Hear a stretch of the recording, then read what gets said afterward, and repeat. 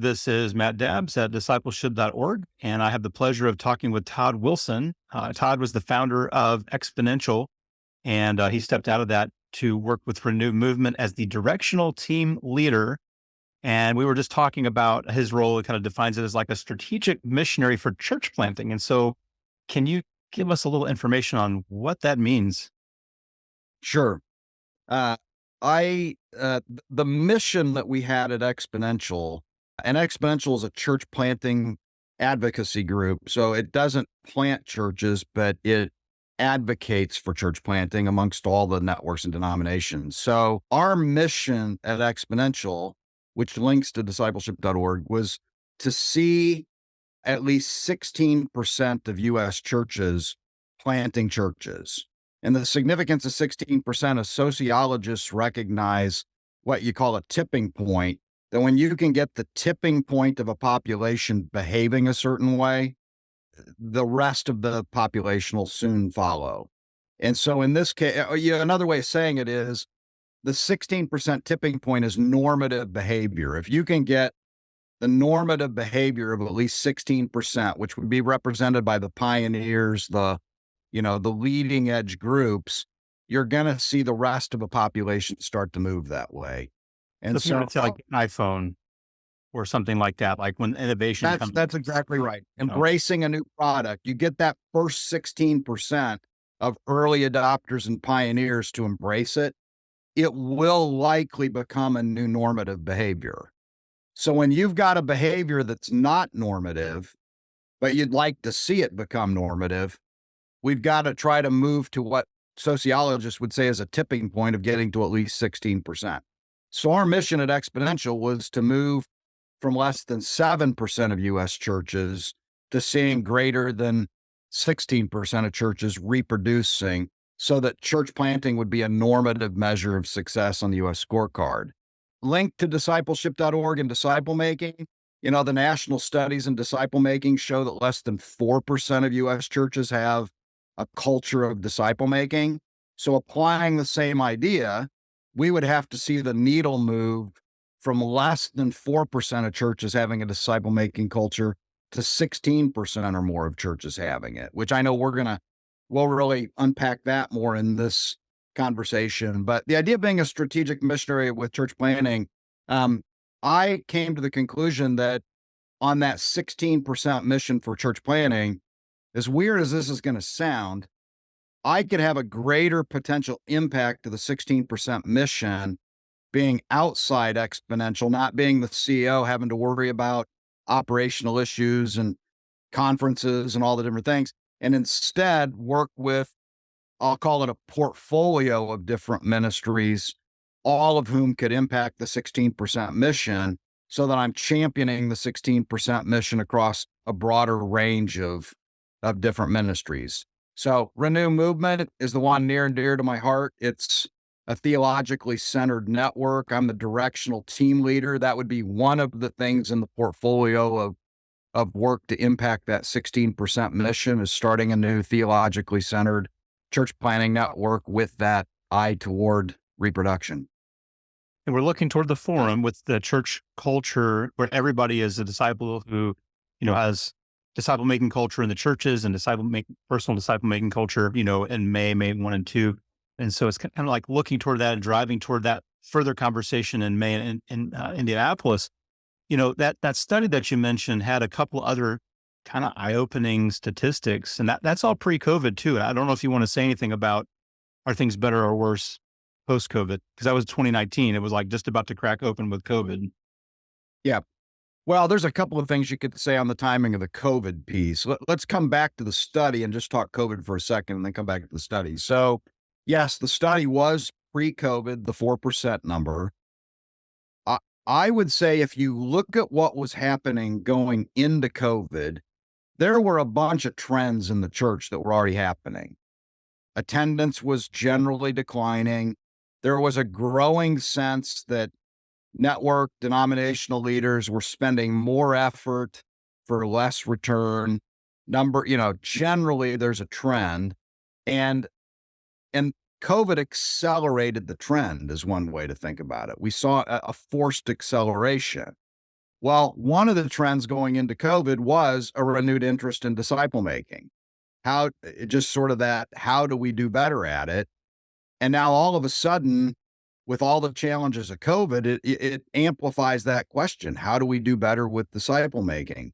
I think the jury is out right now, post COVID. Carey Nieuwhof just did an interview here a couple of weeks ago with one of the consultants that's into a lot of churches, and they made the comment that during COVID, it was hard to get into a conversation with any client that didn't involve disciple making.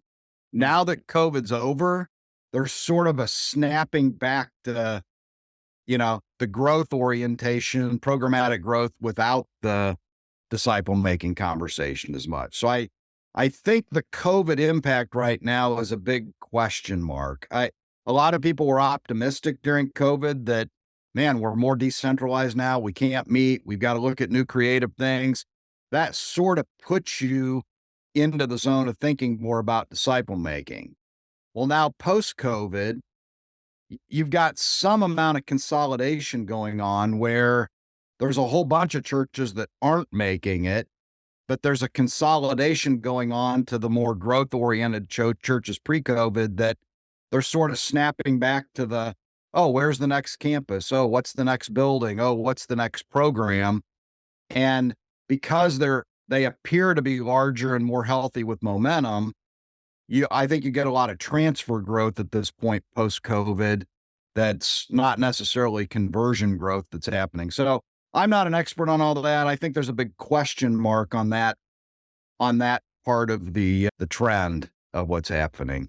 But the issue of the study, Matt, is when you think about, let's just take, I know if I'm listening to this podcast, okay, less than 4% of U.S. churches have a disciple making culture. Right off the bat, I'm going to press into you and say, well, what does that mean? What does the idea of a disciple making culture mean? What's the definition of that? Like different people have different definitions of culture.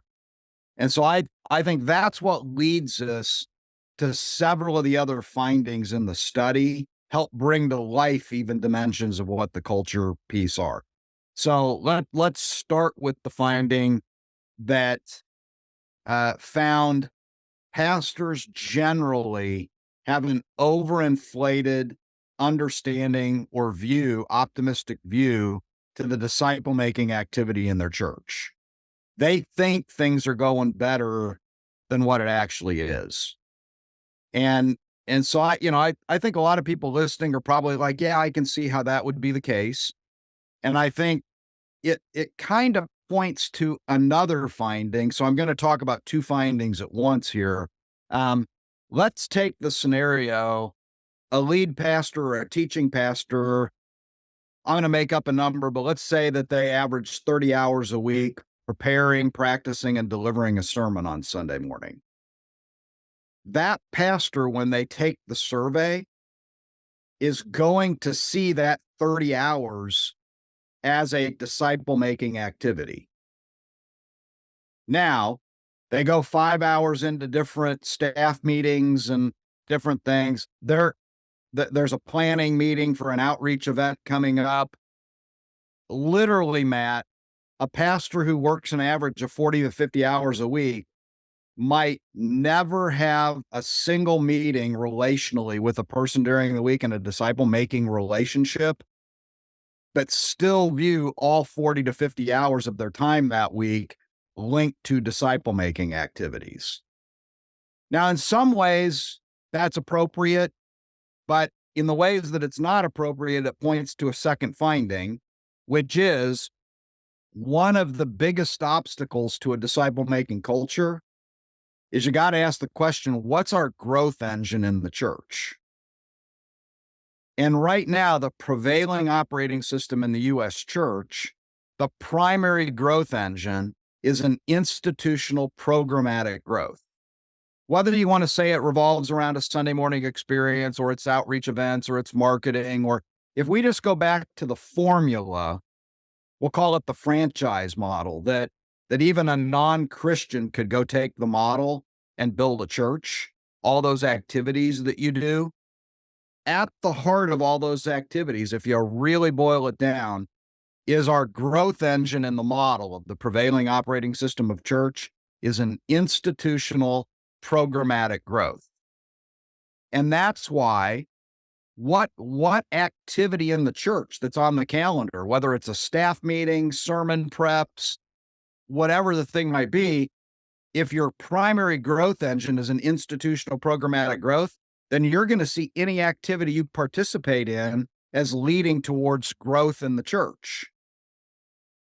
Doesn't matter if that 100% of that growth leads to a cultural Christianity culture that doesn't have Christian, disciples who are making disciples, but the growth is there. And so the second sub-finding in this cultural element was this idea that the institutional programmatic paradigm of the church is an inhibitor to the Jesus-style relational disciple making that would create disciple making as the clear mission and growth engine of the church. That led to a third kind of primary thing, which is just the word discipleship itself can have multiple meanings. It can be, what I'm doing myself to grow. It can be the practice of making disciples of others.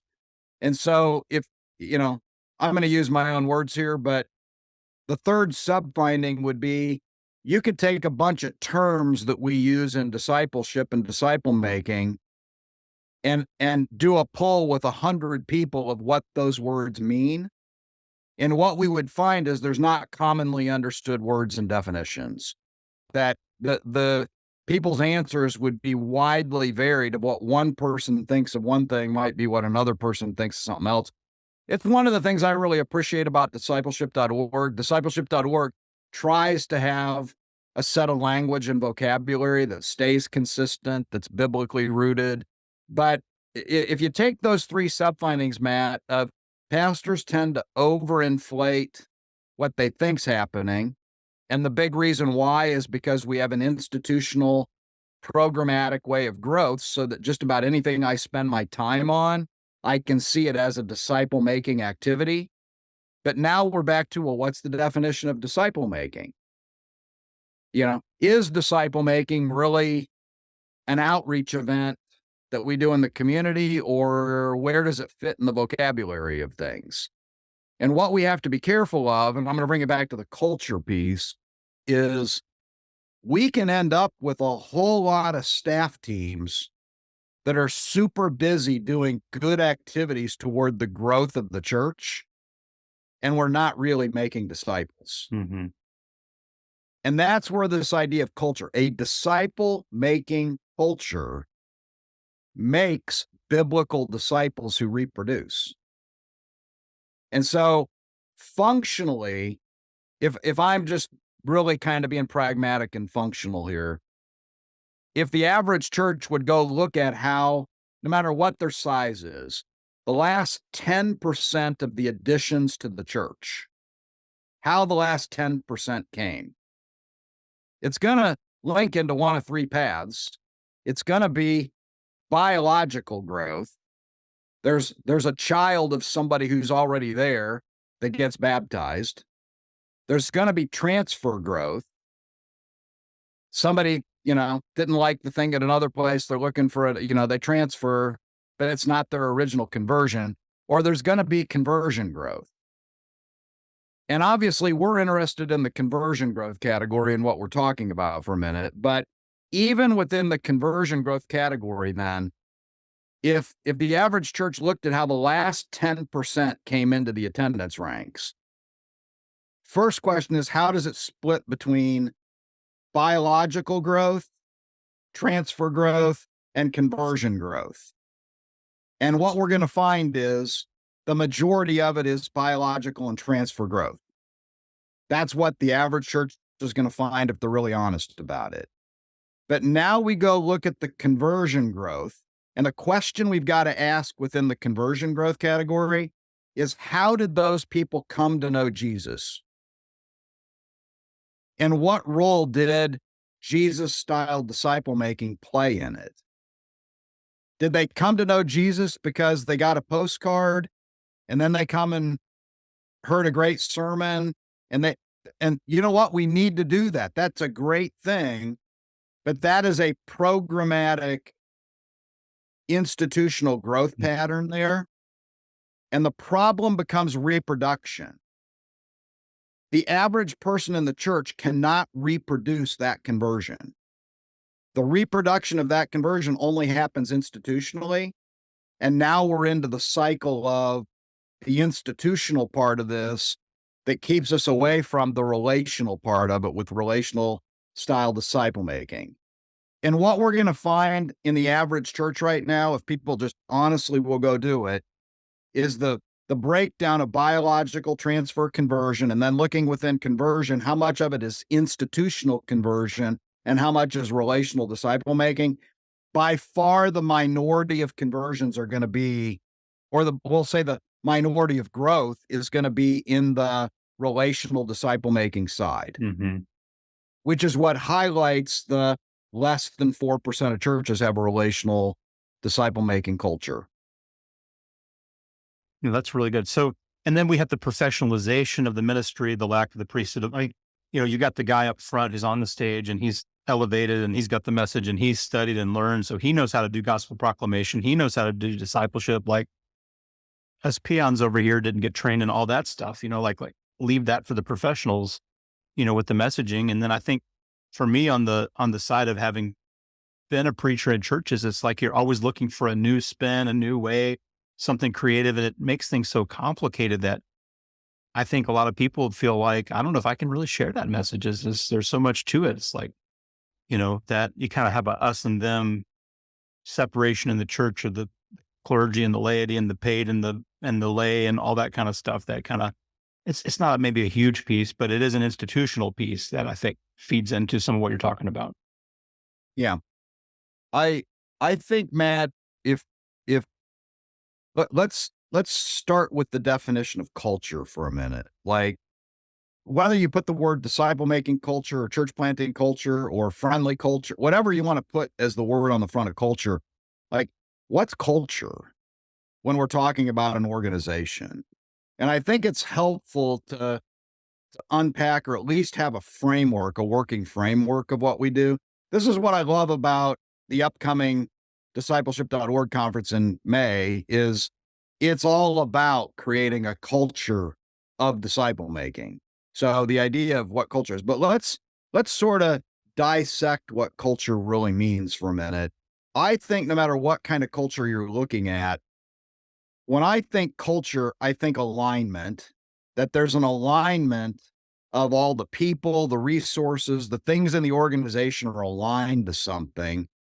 And that something's not the product of actually what you do. It's the cultural surrounding of everything. And for me, there's three elements. When what you value lines up with your language and vocabulary of what you say, and that lines up with the behavior of what you do. So what you believe and value in your heart and what you say with your mouth and what you do with your hands and feet, when all three of those things line up, you've got culture.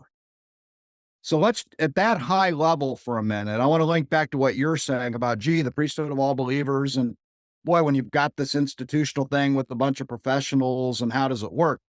Let's just think about it for the alignment of what you love in your heart with what you say with your mouth to what you do with your hands and feet. We have, with the institutional programmatic growth engine of the church, created this or amplified the clergy-laity divide in a way that, let's start with behavior. What do we, if we can only get people in the church to do one thing or two things or three things, what's the non-negotiable of what we want them to do? And here's the reality of truth. In that top three is not spend an hour a week in a coffee shop discipling somebody. Mm-hmm. What we want is an hour of your time on Sunday an hour of your time volunteering and an hour of your time in small group. Now just adjust those numbers. Maybe it's 2 hours of Sunday and 2 hours of volunteer and 2 hours of small group. We're still talking about 6 hours a week that we're contending for your time. And it's aligning, it's pointing to what our culture and what we really value is. And it says a lot when it's not pointing to the relational disciple making part. What it's pointing to is volunteerism. We need you to help us run the programmatic part of what we're doing. And it shows you there is an alignment. The question we got to ask is, what does the actual, not the ideal, but the actual value with what we actually say, with what we actually do, what is all that aligned to? And if you just start with what we try to mobilize people's hands and feet to, it says something about what the culture, I mean, it's different in each church, but it does say something about what that culture is. So if we jump back to the value part, Matt, like we're going to keep coming to definitions here, but so what's the definition of a value? And I'm not prescribing that there's one right definition, but in the context of culture, I want to suggest a value is not what you do. A value is the thing that shapes everything you do. It shapes how you do everything you do. It's not words on a wall. It's actually what's in practice. It's the magnetic field that's holding things in place. It's the riverbank causing the water to generally flow one way. It's the guardrails on the road that don't guarantee the car won't swerve, but does guarantee the car won't run off the side parts. The values aren't defining what we do. It shapes how we do everything we do. And now's where we've got to come back to this elephant in the room, that if our core growth engine is institutional programmatic growth, then the value part of what we do is going to force everything we're thinking about putting on the calendar and what we're thinking about doing is shaping institutional programmatic growth. How would church change if our primary growth engine, I'm going to say this legalistically, if we just decided the only way our church is going to grow is by relational disciple making, it's the only way we're going to grow, how would that change what we do? I'm going to suggest to you that if our lives depended on we're only going to grow by relational disciple making, it would radically transform how we're doing church. But because institutional programmatic growth drives what we do, that's going to shape how we do everything we do. It's going to align to that, leading all the way to the behaviors of our hands and feet are contending for 2 hours of volunteer time a week for running the institutional programs of the church. Here's the deal, Matt. I can sound really negative right now. I love the church. Let's just acknowledge that amidst all the challenges and difficulties, there's a mystery in the church that, in spite of all the negatives of an institutional programmatic approach, holy cow, eternity looks way different because of what we are doing. So I don't think this conversation about getting a disciple making culture in place is about let's go kill everything that's out there and throw away what we got. The question is, at some point, though, we've got to acknowledge that the institutional programmatic growth engine of the church is a significant radical elephant in the room to delivering or giving us a disciple-making culture. Yeah, I think that's good. And think about being a parent, and it's like there are certain good things that I want to pass on to my kids. There are certain character qualities I hope that they pick up from my wife and I. There's also things I hope they'll do better. There's also areas and mistakes I've made that I hope they look at them and go, I don't want to do that. It's like, good. Maybe I got a little stuck somewhere that I couldn't figure out how to get unstuck, but maybe they can see it and go, we can be free of that and it's going to look like this. And they're not devaluing our influence or our relationship. I'm happy for them. It's like, yeah, find a better way to do that. Like you cracked the code that I couldn't crack. Thank you. But there, like you're saying, there's still blessings and benefits and joy in that relationship. Like you're saying, like with the institutional, traditional, programmatic, attractional church, like there's like you and I would not be having this conversation had that not existed. That's right. You can imagine, right? So, we're going to bless that and appreciate it. At the same time, we would hope our children would figure some things out that could make things look a little different. Here's the deal, Matt. I don't think it's a matter of let's hope they do. I'm not sure that our kids and grandkids, well, let me turn that into a pot. I'm pretty sure our kids and grandkids and the next generation right now is not as their primary value, valuing institutional programmatic growth of Mhm. any. If we don't figure out that their primary value would be rooted around relational disciple making at this point, then our lack of figuring out how to change away from institutional programmatic growth is going to be what keeps some of our grandkids from knowing Jesus and And from wanting to be part of the church in the future. yeah, yeah, that's huge. Well, when you say that that next generation has a different set of guardrails that are good guardrails, I mean, obviously these are good biblical guardrails.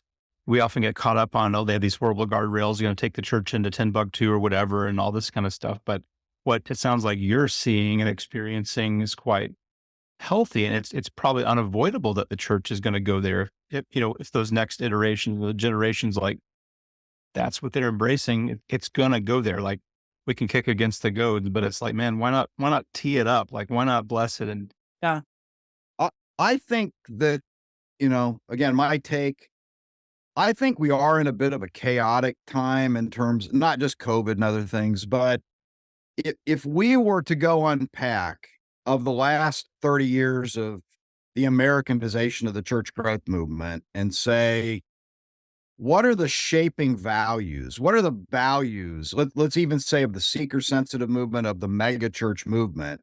And we started making the list of the guardrail values. It's going to have things like excellence and that list we're going to make is largely going to be viewed through the lens of institutional programmatic growth. It's just another way of amplifying the success of institutional programmatic growth. It's kind of a package deal, that set of values that I think a lot of people who are deconstructing and walking away from the church, in some ways, they're walking away from that package of values. mhm. Over and over in surveys, they'll say, I'm not walking away from Jesus. I'm walking away from, they'll say the church. I want to suggest they're walking away from the values part of it, which again, values are not what you do. They shape how you do everything you do. Yeah, that's really good. As a house church, we have had a number of people come through who were like, I thought I was done with church. I could never go back to church. Like, I'm not patting ourselves on the back. We kind of became a healing place where they could go back to something different, or kind of had us for a season and kind of found some healing. It's like, no, there is more to this than that. But there is all that, the church hurt and all those things are very, very, very real. And that's going to happen no matter how you slice it, because that's just people interacting with people. But, I think, yeah, no, I appreciate what you're saying. And I think the other thing we have to define, and conversation for another day, is, you talked about growth. It's like, how do you even define growth? Like, that's a really important conversation, right? Because you may be growing something that's not what God wants us to be growing. You're growing your brand, or you're growing your volunteer base, or you're growing, your programmatic, all that sort of stuff. And I think, like you said, the scorecard's a really important word. Like, what is our scorecard? What kind of growth are we tracking? What would Jesus track if he were around, if he were to track things? Uh, It's interesting, Matt. I'm in the middle of a book right now that I'm doing that I've been doing for quite a while, and it's on sort of the operating system of the church. It's dissecting the operating system of the church the way it is now, with a view toward. It's not a bash the church. It's just an honest look at dissecting the elements of the current operating system. I've had to do now about 4 months of reading and research on the history of the church growth movement in America. Like I'm a product of it, and I've always just assumed what it was. And then I realized 4 months ago, here I am a product of it, but I don't really understand it that well. Its underpinning, its foundation. And so I've spent like 4 months getting into this now. But if you go back to originally Donald McGavran's The Church Growth Movement, going all the way back into the 50s with the work he was doing and then coming into the 60s. And it's fascinating to look at how everything ties together. Look at the different movements going on. Coming out of World War II, like it was a very low percentage of households had a TV set. And within 1 decade, we went from, I don't know, 10% of churches to 90% of houses having TVs. So you've got this media thing going on. I never thought about the history of suburbs. Like I've just assumed suburbs have existed for the history of our country. Suburbia is a post-World War II. It's actually a 60s, 70s kind of thing. It's almost invented in the 60s and 70s.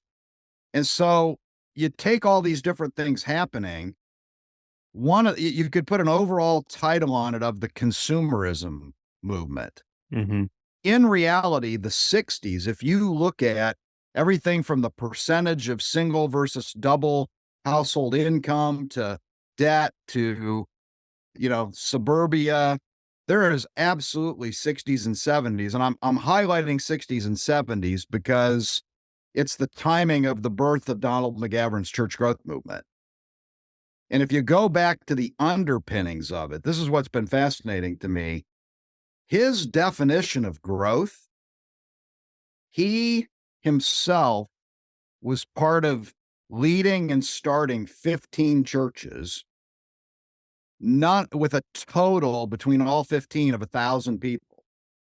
Never led a church over 100 people. His definition of growth was a kingdom growth number, not an individual church growth number. It was a churches planting churches, rooted in a disciple-making, evangelistic conversion for growth. And the growth was actually measured in the collective of all that, not by the work of an individual church. If you look what really happened then with the birth of the seeker-sensitive movement and the mega, all of a sudden what was intended to be the collective growth of a movement gets hijacked with this focus on Consumer. and look what's happening, consumerism, Yeah. the growth of an individual church. So we end up with these full service churches, no different than society at this point. How do we compete with society with all these different products and services and things? And we lose and now, No. if you make the link now back to our conversion conversation, my theory would be, so now we've set the stage that conversion without disciple making for the purpose of growth in an individual church becomes our goal. How do you do that? Programs, institutional growth to fuel the growth of in this case, the mega church, what we would call the mega church movement. So then you have like the drive-in mentality of like that church is doing it so well that people are coming in from all these zip codes rather than like the parish church, Yep. Churches next door, servicing the neighborhood, things like that. Then you get small groups to go back and kind of retrofit that. Yeah. The challenge, Matt, I've really thought a lot about this as I'm thinking about it. I think Rick Warren was, did the Fuller Demon program with Wagner, and the purpose-driven model has all the elements of the holistic, if you go back to Rick's baseball diagram with the 4 bases and, even though he had Saddleback Sam and Sally, which is a customer-oriented thing, there was an entire plan for moving people through the bases. And, this is a holistic disciple-making kind of thing leading to church planting. Somehow, over the last 30 years, that I'm going to call it co-opting or hijacking, where his intent was, just like in baseball, you score by getting around all 4 bases. We have basically changed winning to be, how do you get the most number of people to first base? Hmm. How do we get the, I'm going to use the word converted. A a better thing is, how do we get them to make a decision? Well, and that goes to Billy Graham, right? And Exactly right. there's this little thread that I keep feeling through this conversation, and that is you had McGavern, now you have Warren, you've got Billy Graham, and they were all, I think, what I'm hearing is that it was all like, we should be making disciples. And Billy Graham's like, hey, you're maybe making a decision, but you need to plug into a church. You need to plug into discipleship. Here's the names. And they send the names out to local churches so that churches could do the follow up and the maturation work and all this, right? So it sounded like these leaders, these influential people all valued the right stuff, but it got kind of co-opted into more into all this Americana kind of consumeristic, individualistic stuff. The word co-opting is the right word. Like, all this work I've been reading, I've been doing the last 4 months. I think if I were titling a book on what we're talking about, it would be the word co-opting, because you go back to all, whether it's McGavern, it's Billy Graham, it's, let me, Rick Warren. So go a couple more. It's what was happening in the late 60s, right into 1970, the Jesus people movement, the Jesus revolution out of California. What was it? An evangelistically properly motivated thing. In 1970, 71, Billy Graham starts promoting it. Time magazine sees it as a cover story. The Associated Press names the Jesus people evangelistic movement as one of the top 10 stories of the decade, I think it was. And so there is this evangelistically right motivated thing going on. You've got McGavern with his primary book in 1970. Look what happens right on the heels of it. Bill Hybels, take the same timing, 1970, 71. He's out of a business family, entrepreneurially. He's going to go off and be a business guy. He's in college and gets challenged in one of his courses with what's an Acts 2 church look like. He shifts career path into ministry, starts a youth ministry in 1971 that was, without using the language, totally seeker sensitive in the youth pattern. They're doing skits and drama and all the stuff. And that youth ministry at a church grows from 25 to, I don't know, over 1,000 within a couple of years. And in 1975, with proper motive, evangelism being the thing, the seeker sensitive movement's born with Willow Creek in 1975. 5 years later, Saddleback's founded with Rick Warren.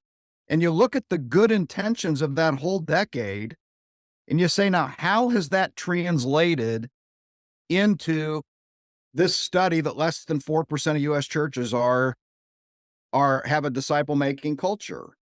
And I'm telling you, the elephant in the room is somehow the co-opting. We have embraced a primary growth engine of institutional programmatic growth rather than relational disciple-making as the core growth engine. And all of a sudden, the values there, everything we're doing is about, how do we grow this thing? Yeah. Not with a measure of what's the quality of the thing we're growing. What's pragmatism? With pragmatism. I'm Pragmatism not says, faulting anybody. This is where the paradox for me comes in. In 1975, I wasn't a Christian. My family wasn't Christian. And right down the road in the Willow Creek movie theater, Bill Hybels is holding his initial services in the movie theater, and our family gets invited to go. I don't think you and I are having this conversation right now if Bill Hybels wasn't doing that in the movie theater in 1975, 76. I can't sit here and bash it because it's an amazing thing. mm-hmm. Somehow the co-opting that happened has taken us away from the disciple-making piece. Well, but I think it goes back to value, which is American value versus kingdom value. So American value, pragmatism, individualism, freedom, non-denominational freedom. Like, you don't have to be under the hierarchy or authority structure of denominational structures. Like, you're going to be independent. right? And so now pragmatism is like programmatic, institutional, church, non-relational, right? Because relational is not pragmatic. Relational is like you get in the weeds and it gets stinky and it's like hard, slow but deep growth, right? But the numbers don't reflect very quickly. Like if you got that business mindset, like you want to see those metrics like just go up, but like that relational discipling is so slow. Like you might say, you know what, in 5 years, that person you're discipling might be a mature disciple maker, maybe. And as an American, I'm like, I think I'll pick something else to do. Yeah. Well, I would say, and I know we're going to talk in a subsequent podcast about this, but in setting the stage for that, I'm totally not authoritative on how did the co-opting happen, like the whole co-opting and how and why. I don't think anybody could argue that it didn't happen though. The co-opting's happened. So now that we are where we are, the co-opting happened, and less than 4% of U.S. churches have a disciple-making culture. If you say, how do we get out of that? Like, how do you change that? Uh, Matt, there's at least two really significant elephants in the room, and you've just highlighted like them. One is this: how you add makes all the difference. The programmatic institutional addition path we have drives everything. So how do you shift from programmatic institutional to relational disciple making when it can take Jesus took 3 years with 12? How do you make that shift? That's a big deal. It's a lot easier to talk about that in a new church that's being planted than how you backfit it into an existing church. Now we still need to work on that, but that's a hard thing. The second elephant in the room is the money part of it. Follow the money. It's very hard to create a revenue model that is a relational disciple making revenue model that supports lots of full-time vocational staff with lots of building debt, with all of the stuff that builds the ecosystem that allows you to have an institutional programmatic growth. Takes a lot of money. It doesn't lend itself to, bi-vocational micro expressions with as soon as you're in that, we need to support a full-time vocational pastor and pay all the bills for programs. All of a sudden, there is an economic engine that when institutional growth is your thing, the funding model is tithes and offerings in a way that, okay, we scale this up by tithes and offerings. Again, independent of the quality of the disciple being made. You can scale up to make the financial model work independent of the quality of the product. There's still a model there that works for the institutional programmatic part. If all of a sudden we declared overnight that the 320,000 churches in America were going to become relational disciple making as their only growth engine, and that means we have to figure out some new decentralized models.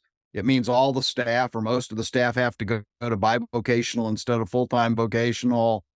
Think about the trauma that happens when that happens. And it's driven by the elephant in the room of the economic model. Yeah, that's right.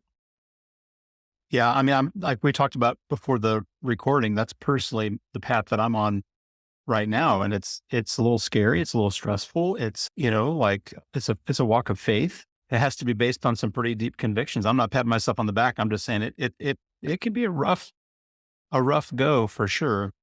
And both pragmatically and paradigm wise, Yeah. for those of us that are in full-time vocational ministry, it's a hard, we become the biggest barrier to the shift.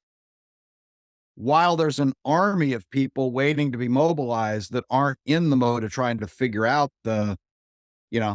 we can mobilize an army of people without the need for the finances where they're at, but that's a threat to our current system that fuels the institutional model. Right.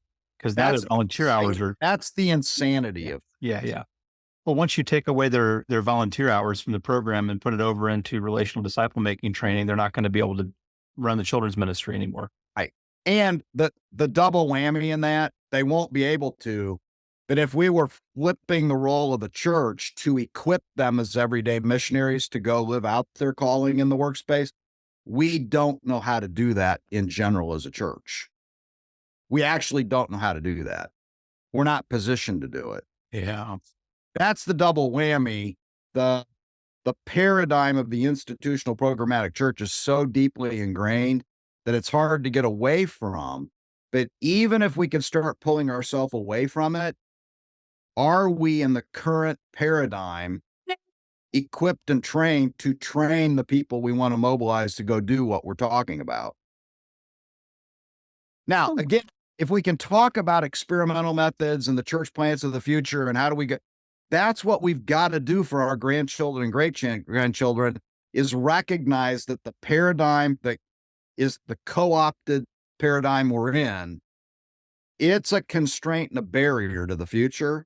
Now, how do we maneuver being good stewards of leading right now in a way that is going to enable our kids, grandkids, and great grandchildren to not be captive to these elephants in the room? And I think that's a really great point to close on, because we're going to kind of come back, because that's such a significant point. Once we start talking about our kids and our grandkids and all our heritage, like that's near and dear to us. And so I think the second conversation, we can dive in on that a little bit more in depth. Do you have a final thought for us, or another idea? I'm grateful for Discipleship.org, and I'm thrilled that this theme this year of creating a culture of disciple making, if I were fully jumping into vocationally 100% of my time in disciple making space at this point, this idea of shifting the scorecard that less than 4% of churches have a disciple making culture to, let's get to a tipping point of 16%. It's exactly where I'd want to be. It's the leverage that we can have into the future. It's the rudder on the ship that can take us a different direction. So I'm just really grateful that discipleship.org is using this as their national platform this time around to really focus on. And I want to encourage, if this conversation sparks thought for you of, yes, I'd like to work toward what's it look like to have a disciple making culture in place, then you need to be at the National Discipleship Forum in May. That's in May. There'll be a link to that in the description. Is there anything you'd like us to point people to on your end of the things that you're up to? We're on the directional leader of the Renew movement. It's renew-movement.org. We're brand new. We're ramping up 6 distinctives. One of those distinctives is we absolutely want to be planting churches that disciple making is the core mission and the core growth engine of the churches. That's great. Well, And we're figuring it out, but that's what we're committed to. yes. Well, check the description for those links and please dive in. That's how we get the tipping point. You all dive in. If you're watching this or listening to this, pray about it, talk to people about it, click the links, check it out. But thank you, Todd. Appreciate your time, and come back, everybody, for session 2.